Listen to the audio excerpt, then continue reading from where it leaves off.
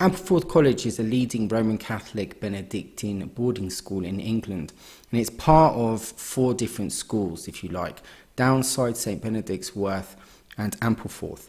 Over the years, they've had a multitude of sexual abuse. The monks at those schools, because each one has an abbey, have been interfering, covering up, being complicit and sexually abusing the children. And it's all come out in ICSA, in the newspapers, etc., etc.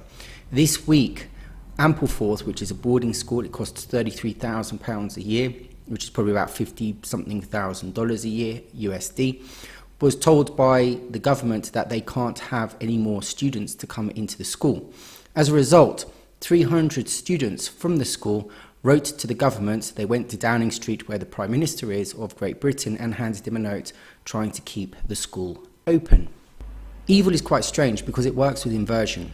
How is it possible to manage to manipulate 300 children to keep a school open that sexually abused people like them only 3 years ago and up to 2 decades, 3 decades, maybe even more? These schools have been open since the 1800s.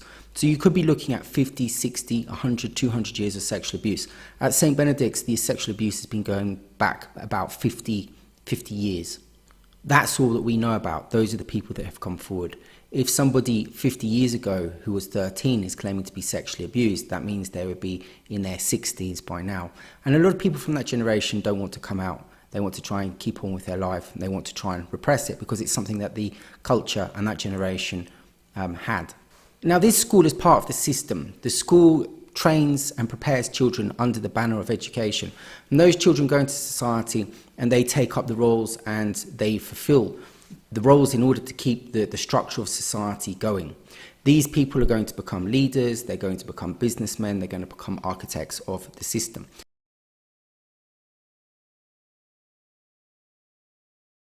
The system is already corrupt. The system needs to come down. That's what Black Lives Matter is about. That's what Me Too movement is about. It's trying to say that there are structural problems.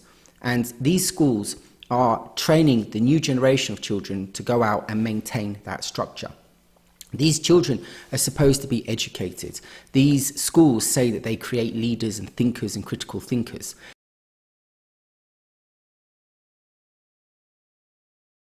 Yet these schools are also faith schools. Now, a faith school, a Roman Catholic school, you go there because you're a Catholic. But if you wanted free thought and you wanted people to think outside of the box, these children, they wouldn't be going to a faith school. They're only going to a faith school because their parents went to a faith school. Therefore, their minds have already been programmed to accept that faith. They think that that faith is correct. But faith really depends on geography. So if this school was in Iraq, those children would be Muslim. If this school was in another country, like Israel, those children would be Jewish. So what the school does is it reinforces training and programming in the students. And the students come out thinking that they're free, but they're not. They're actually part of the system. Their minds have come to the conclusion that their Catholic faith is the correct faith. Yet most of those students that come out won't actually understand anything about Catholicism or spirituality or theology or Christology. If they did, they would start to question what their faith actually meant. Because once you go deep into Catholicism and Christianity and Islam and all the other religions, there are questions that start to pop up. For instance, like the Pope. Is the Pope legitimate or not? And so the school, it claims to educate, but if you really educate someone, it means that you bring out of someone, not put into somebody something. So these schools are liars. These schools lie to the students. These schools pretend to give an education, but they don't. It's a training program in order to restructure and to keep strong the structures already in place in the society. And it's an elitism, because what happens is those children, when they become adults, they go into high places within the structure, and that structure is like a pyramid, and it keeps people in their places. This is not an education of liberation and consciousness. Education is consciousness. These schools are about trying to maintain control over the population. If this school was a normal school, a state school, nobody would turn a blind eye.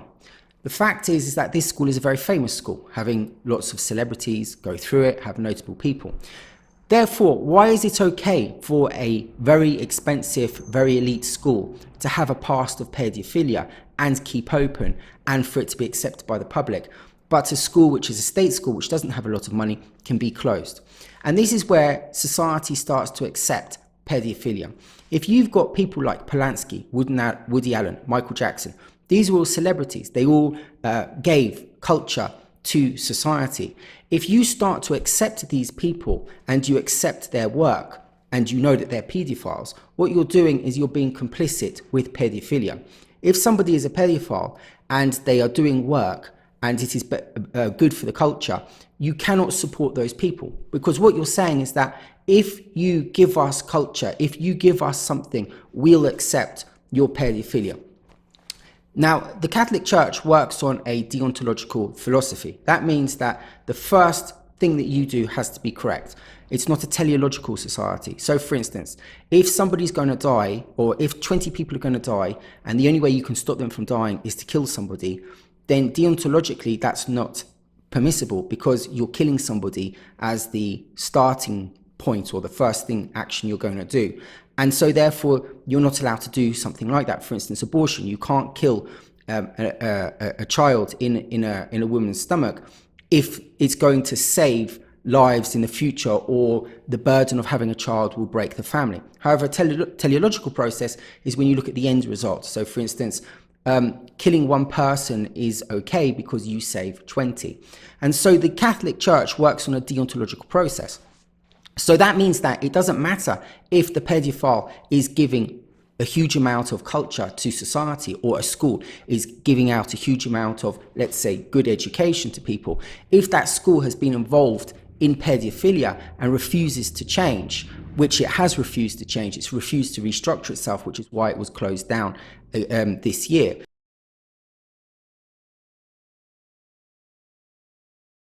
Then, according to the Catholic theology, which is what these people believe in and what these students believe in, that school should not be opened. But because the students haven't been trained, because they don't think, because they haven't been educated, therefore they're going along without thinking, without having that capacity. And these students shouldn't be in a position where they're trying to twist the government's arm in order to give special permission for a school to stay open when it's been involved in the cover-up and the complicity of pedophilia. One of the arguments that might be put forward is that the school and the abbey have separated, or are trying to be separated, and the monks don't have a lot to do with the children. So for instance, at St. Benedict's School, the monastery and the school have been separated. I believe at Downside as well. At Worth, I believe it's still together, and I believe at Ampleforth is trying to go through a process, but it's quite complex. What happens is that you have a monastery that owns a lot of land and it owns buildings. That monastery then rents those buildings to the school. The school then pays the monks, and that's how the monks get their money. Now, if the monks have got a history of sexual abuse and they've been covering up and they've been denying it, and they've managed to build up an empire by receiving money from parents and abusing their children, or a minority of those children, then what you're doing is you're giving those monks a lifestyle through the school fees that the parents are paying, which is £33,000 or $55,000. And you're allowing them to continue with the life having done what they've done, or having come from a stream of thought or consciousness, i.e. the Benedictine tradition, that has been complicit and has covered up sexual abuse. And so if you want to stop sexual abuse and you don't want to take part in sexual abuse, then you shouldn't be paying rent for buildings in an elite school to a group of people that have participated in sexual abuse. And these students don't seem to have realized this. The students don't seem to have been informed exactly what has been going on. There are decades of sexual abuse victims coming out. Decades. The last one at Ampleforth was in 2016. That's only 4 years ago. That wasn't done by a monk, it was done by a music teacher. However, most of these people probably are Catholic. Nevertheless, these schools have been going through generations and generations of students, and there are sort of generational mental characteristics that are passed down from generation to generation. So the original monks that set up the school, they would have instilled a particular ideology, a particular thought, a particular behavior, a particular character. And that character gets passed down from student to student to student to student. So when you go into the first year and you've got 4 years above you, that those students will be the character of the school, and then you'll pick up that character of the school. That character has come from a character which allows and participates in sexual abuse. Now, those children will then go into society and they'll become politicians, they'll become the sportsmen and women, they'll become the rich people, they'll become the business people. And when you go into politics, you're going to have other problems of sexual abuse. For instance, Edwina Currie, Margaret Thatcher. Those politicians, they knew that sexual abuse was going on in the cabinet, and yet they did absolutely nothing because it wasn't in their interest. They would prefer to not have those problems and contain the power rather than try to sort out the sexual abuse and clean out their government. So even when these rich people go into government, if these rich people don't understand that this is something that we shouldn't put up with, we shouldn't put up with any form of pedophilia whatsoever. If we start to tell these children, okay, well, because you're elite, because it's elite school, because it's part of the nostalgia of the British Empire, what we're going to do is we're going to give that school a special right.